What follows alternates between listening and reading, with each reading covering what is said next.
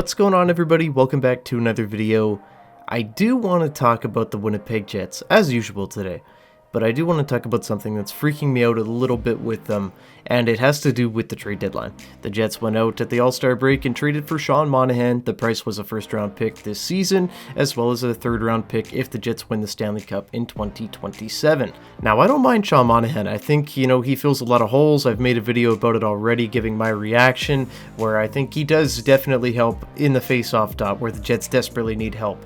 I think that he really does help on the power play. We haven't seen it yet, but he has done some good stuff, and even shorthanded. I mean, he had that shorthanded chance against Pittsburgh, smashed it off the bar, but if that had gone in, everybody would have been going nuts. It would have been crazy. It would have been his welcome to Winnipeg moment. I think he's going to be good here, and I think he is a good fit, but with the first round pick gone, it worries me that Winnipeg isn't going to acquire anything more impactful than a Sean Monahan.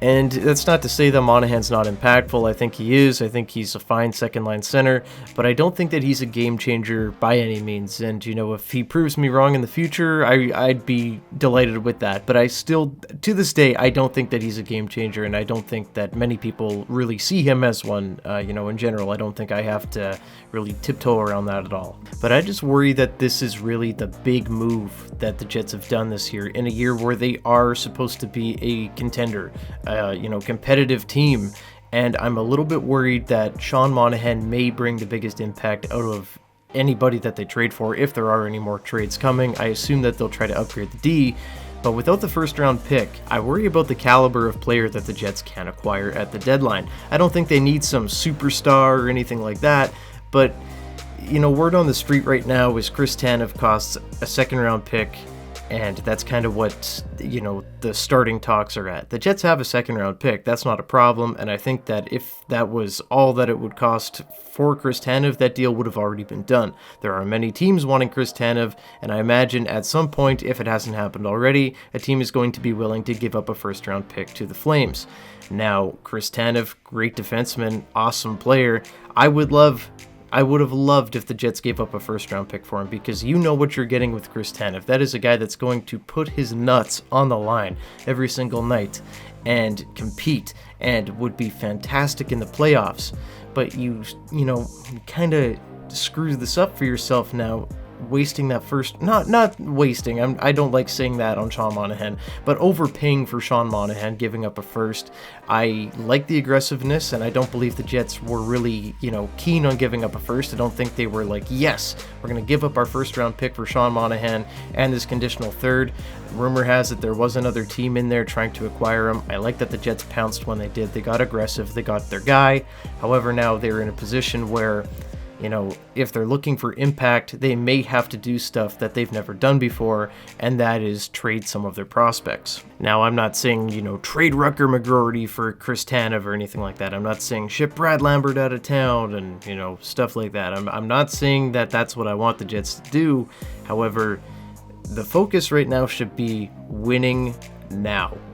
And you look at the lineup, this is the deepest lineup that the Jets have ever had. You've got Connor Hellebuck playing at a Hart Trophy candidate pace right now. The guy is playing out of his mind. This is such a great team defensively. Now would be the time to make meaningful upgrades, whether it's a rental, whether it's a guy that can help you for this season and next season. I don't care what it is. The focus should be right now. And if that means parting with the second round pick this season, fine. If that means parting with next year's first round pick, fine. I don't care. But it's something that the Jets have never really done before. It's not something that Kevin Cheveldayoff is known to do here in Winnipeg. He's been aggressive before. We've seen it with the Paul Stastny deal. We've seen it with the Kevin Hayes deal. And now we see it with the Sean Monahan deal, giving up that first round pick. And I like that. It means that the Jets are all in. Now, they need to add some more, because there are going to be some other teams out there that are acquiring assets, like the Vancouver Canucks. I expect them to be very aggressive, and the Jets need to compete with those teams, and they may already be a step behind them in terms of impact players. So acquiring an impact player should absolutely be number one on Winnipeg's board. I think that a defenseman is probably at the top of the list, and then at some point the Jets need to figure out how to get Mason Appleton either off the roster or on the fourth line. because he on the third line is not going to do it come playoff time. I'm sorry, that's just not going to happen. Maybe that's a little bit of a stray, thrown towards Mason Appleton. He had a really good start to the year, and, maybe the last 20, 30 games or so, he has just not looked very good. I know Bones loves him, playing him there on the third line, but I do think he's better suited for a fourth line role, especially if he were a cup contending team. The Jets need to find an impact player there. I think they can find an impact player for, not a first round pick. I think that if they give up that second round pick, they can probably get a guy like Anthony Mantha. Maybe they have to add to that deal. I don't know what the price would be for Mantha. I'm not going to speculate, but I think they could get him for less than a first round pick. I don't think that's what Washington is fishing for right now. But I think the one big impact ad that Winnipeg needs to find a way to kind of scrounge out here is on defense. For sure. Whether that's Tanev, whether that's a Hanifin, whether that's some guy we're not really talking about right now, maybe a Chevy secret move like he did with Paul Stastny that one year, right? Maybe it's something like that, I don't know.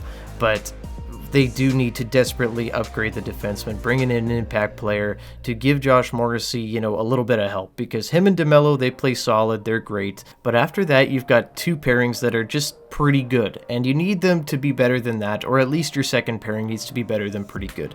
Neil Pionk and Brendan Dillon have been great together this season, but Neil Pionk can be a little bit chaotic, and sometimes Brendan Dillon's foot speed can hurt him. This year I've really liked Brendan Dillon. I've liked him much better than, the season before, and the same goes with Neil Pionk. However, sometimes for whatever reason, the guy just makes bonehead decisions, and it does cost the team. Moving Neil Pionk down to the third pairing would be massive if he was to play with Dylan Sandberg. I think that'd be great. Sandberg this season has been awesome.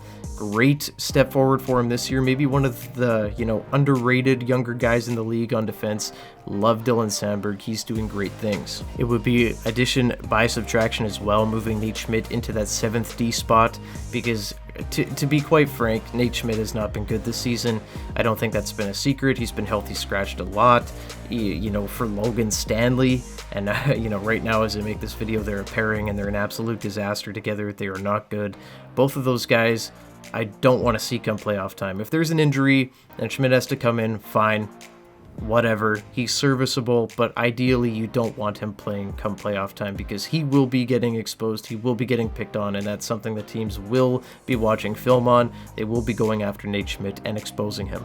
Now in this situation, I think it's worth giving up a prospect for a guy like Noah Hanifin, maybe like a pick and a prospect, whatever package, I don't know. But I just think it would be silly for Winnipeg not to make a move like that and go after an impact defenseman, or maybe even an impact forward, I don't know. Maybe they do something kind of funky, maybe do something I don't expect. But right now, it is time to win hockey games. Right now, it is time to win a Stanley Cup. You've got the best roster that you've really ever had since relocation. It is time to go. It is time to put it into full throttle mode, get this team as good as it can be, because your window is now, and it is going to be closing within, a year or two. Who knows? Next year, maybe this Jets team doesn't look like the way they are looking right now. You do not want to squander an opportunity. Right now would be the time to trade prospects. Maybe Chaz Lucius going the other way.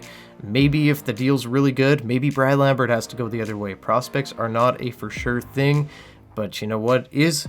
Proven players, guys that are going to make an impact and be important in the playoffs, and I think it would be stupid for Winnipeg not to go all out for it and play it out from here. But we will see what happens. Admittedly, I'm a little bit skeptical on, what could be coming back for Winnipeg. I'm not too sure really what's going to be happening. I do believe in this Jets team, and I think Kevin Cheveldayoff wants to make this team better. I just hope that, the mindset is there, and the realization is there, and the reality is there that, hey, this could be our only shot. This could be the end of the window. Let's go after it right now. Let's go win a Stanley Cup.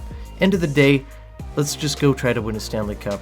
Go balls to the wall, see what happens, and if it doesn't work, at least you know you gave 100%, right? So I really hope that is kind of the mindset going here, because this is one of the best Jets teams I've seen in a long time. It's been a lot of fun.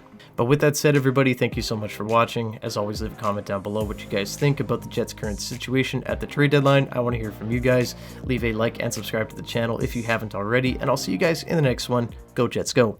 Bye-bye.